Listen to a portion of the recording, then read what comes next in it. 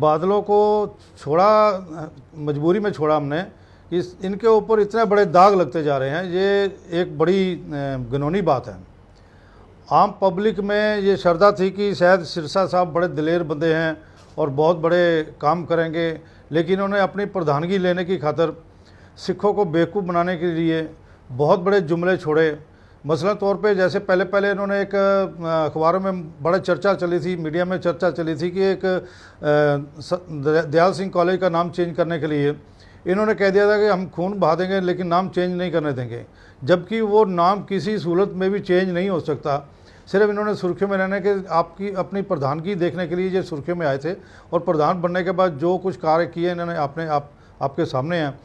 मसलन तौर पे जैसे इन्होंने अभी देखो, ना तो स्कूलों में टीचरों की तनख्वाह दी गई, ना बच्चों को पढ़ाई के लिए कुछ किया जा रहा है, स्कूल हमारे बंद होते जा रहे हैं, बहुत सारी ऐसी चीज़ें हैं। और ये अस्पताल बनाने के एक जुमला बनाए जा रहे हैं। अस्पताल को इतनी जल्दी नहीं बनते हैं कि 2 दिन में अस्पताल तैयार हो गया। इन्होंने पीरियड दे दिया, 2 महीने में हमने अस्पताल खड़ा कर दिया। अभी वहाँ जाकर देखो तो कोई भी पुरानी मशीनें पड़ी हैं, लोग वहाँ पे बेहाल हो रहे हैं, उनका सही तरीके से इलाज नहीं हो रहा। तो ठीक है, अभी इलेक्शन का स्टंट है, इलेक्शन स्टंट में लोगों के बीच में आके ये बातें करनी पड़ती है। हमारा जो फैसला था, हमें ये देखा कि ये 2 पार्टियां, एक तो वो मनजीत सिंह जीके वाली और एक सरसारी पार्टी, ये हमारे गुरुद्वारा प्रबंधक कमेटी के मेंबरों को भी एक बहुत तकड़ी घिनौनी हरकत महसूस हो रही है। हमें अपने आप को मेंबर कहते हुए शर्म आने लगी है कि जो गुरुद्वारे प्रति बदनामी दे रहे हैं, गुरुद्वारे के नाम बदनाम कर रहे हैं, अखबारों में, मीडिया में इतना हो रहा है। हमें देखा कि एक तीसरी पार्टी भी है, जैसे सन्ना साहब, उन्होंने कभी इल्ज़ाम लगाने की कोशिश नहीं की और उनके ऊपर अभी तक इल्ज़ाम कोई सिद्ध भी नहीं हुआ।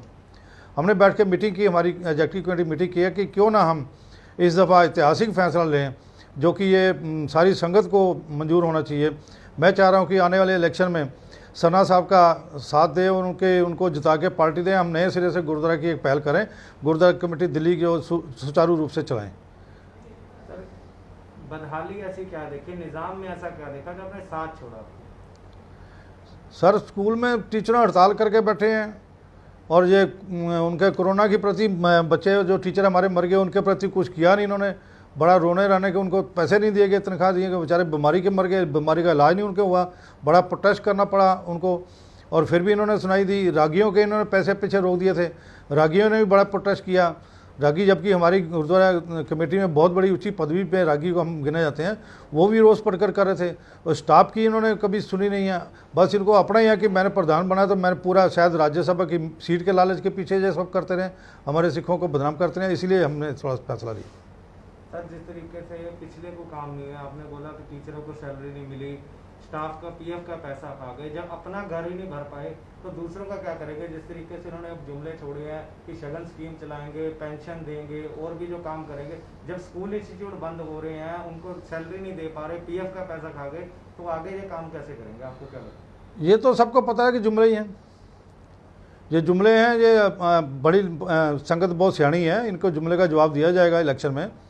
और जो जुमला छोड़ता है, आजकल पढ़े लिखे बच्चे हमारे, जो छोटे छोटे बच्चे, मेरा एक बच्चा दोता है मेरा, अभी 6ठी क्लास से पढ़ रहा है, उसने कहा कि पापा इनके ऊपर जो अपना केस बन गया है और ये पोस्टर लगे हैं, सलाखों के पीछे खड़े हैं, क्या इनको जेल हो गई है?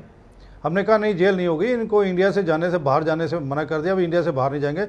अब इतनी बड़ी फैसला कोर्ट ने लिया है, और कोर्ट ने क्यों लिया कि साबित हो गया कि वहाँ पे ये इन्होंने कुछ ना कुछ किया है, तो इसलिए इनके ऊपर ऐसा इल्ज़ाम लग गया ना कि इंडिया गवर्नमेंट ने, कानून ने अपना इनको बाहर जाने से रोक दिया।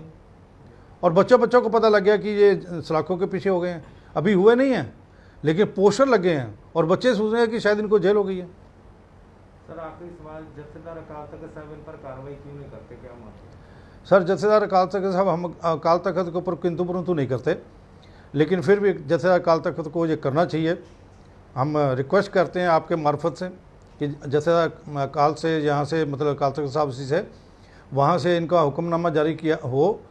मुझे मालूम है कि जब हमने एक दफ़ा, मैं मेंबर था 1995 में, तो एक दफ़ा बीबी को अपना माता सुंदरी कॉलेज में दफ्तर था हमारा वहाँ गुरुद्वारे में, तो वहाँ पे एक लेडीज़ जो 84 विक्टन थी उसको पीटा गया, तो पूरी कमेटी को जत्थेदार जी ने वहाँ पे बर्खास्त करवा दिया था। तो इन्होंने इतने काम किए, अभी तक कोई एक्शन नहीं हो रहा, तो हम तो कह रहे हैं, रिक्वेस्ट कर रहे हैं आपके मार्फत के, उनके ऊपर कोई ना कोई एक्शन लिया जाए।